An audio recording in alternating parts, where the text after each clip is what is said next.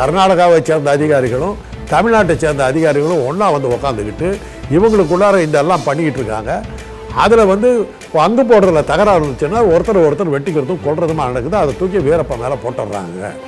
ஆனால் உண்மையில் பார்த்தா வீரப்ப மாத்திரம் இங்கே இல்லைன்னா எங்கள் இனமே அழிஞ்சு போயிடுற அளவுக்கு எங்களுக்கு ஆபத்து இருக்குது. இதை நீங்கள் தயவு செய்து சொல்லணும்னு.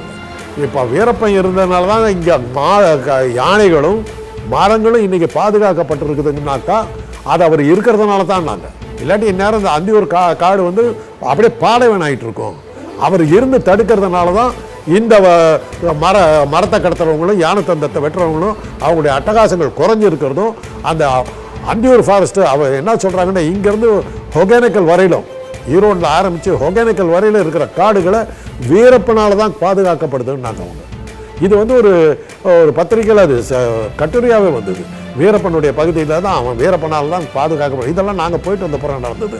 நாங்கள்லாம் போயிட்டு வந்ததுக்கு பிறகு தான் அந்த ராஜ்குமாரை கடத்தினது, நக்கீரன் கோபால்லாம் போனது, நெடுமாறன் ஐயா போனதெல்லாம் அது நாங்கள் போய் பார்த்துட்டு வந்ததுக்கு பிறகு தான்.